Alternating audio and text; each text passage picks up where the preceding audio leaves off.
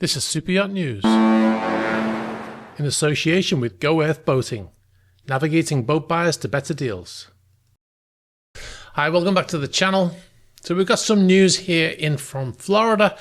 A yacht, a 32 meter, or what's that, 105 foot yacht was seized in Florida. The owner of which is Derek Wacob. He is the owner of a company called Paragon Industries in Sapulpa, I believe it's pronounced, in Florida. The vessel was seized by law enforcement following a federal lawsuit tied to a multi-million-dollar legal dispute. Now, there's some mobile phone footage that surfaced of law enforcement actually boarding the vessel and demanding that the people on board open up. Please come to the door, please now.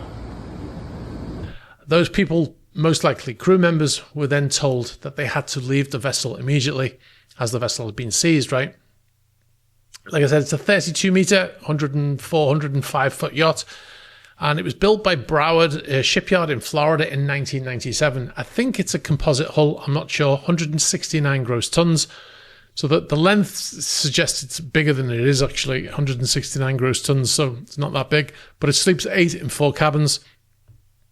Now the seizure is part of a federal judgment enforced after Wacob allegedly failed to repay more than $30 million to former investors.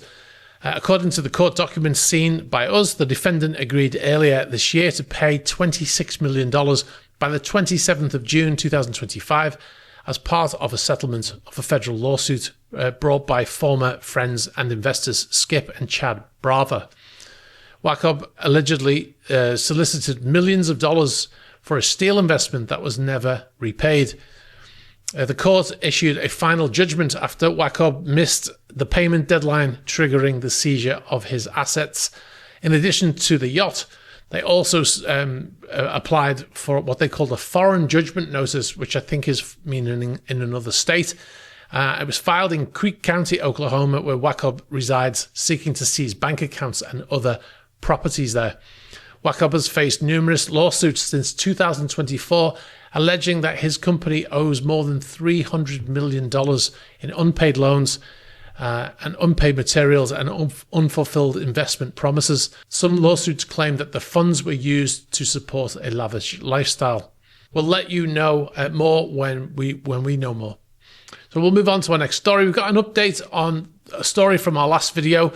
The hull of a burned out yacht that was on fire in Spain on Sunday has been raised after being deliberately sunk. You can see here the footage of the vessel hauled out of the water. So essentially what happened is early hours of Sunday morning, as we mentioned in the previous video, the vessel was on fire. The firefighters came in, fought it for a number of hours. They elected eventually to sink the vessel to extinguish the blaze, and then they had plans to raise that vessel. Clearly they've done that because you can see it here. A Pershing 90 yacht it is, 17 meter yacht, and it looks, from what we understand, that the vessel is going to be scrapped, and I don't think I think it's beyond saving at this point. No word still on what caused the fire. All right, we'll move on to one more story. Project Tanzanite has been seen on sea trials. This is an article based on Boat International. Project Tanzanite is a yacht that is being built by Amels in the Netherlands. It's the largest yacht Amels has ever built, at 120 meters, which is 395 feet. Not only is the largest vessel Amels has ever built, it is the largest vessel ever built in the Netherlands by any company in history. SuperYacht, that is. It's just over 6,000 gross tons. And the yacht will be completed in 2026. Now the hull of this vessel was constructed at their yard, the Damen yard in Romania, and then it was launched there and then towed to the Netherlands for final outfitting. Now, this vessel, once launched or once completed, will replace Here Comes the Sun as the largest vessel Amels has built. Now, there's one thing in this story that is actually incorrect. In the Boat International article, it says that the client has been represented throughout the build and final construction by Deeside Maritime. That's actually not true.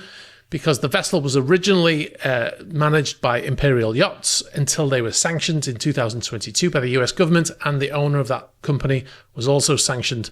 Now, that company was liquidated eventually, and former employees of Imperial Yachts formed a new company called Deeside Maritime, and then they took over the contract. Somehow, amazingly, they got that contract.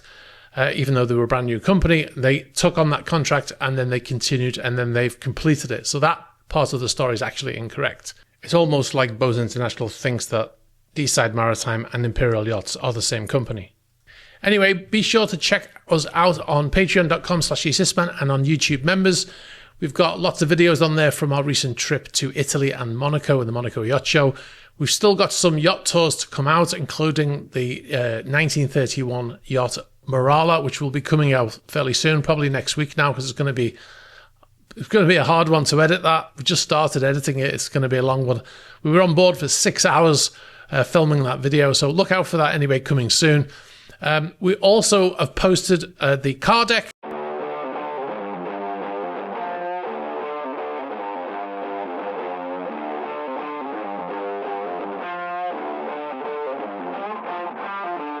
This is basically an area at the show where when you've bought your yacht and you've decorated it and you've put all of your bits and pieces in that you want, and you've got all your toys and your tenders, then if you still have the urge to buy something else, then you can come here and you can buy yourself at least one car. If you're interested in that, we'll post a link in the description of this video. We'll also post one so you can you'll get a thing on your feed.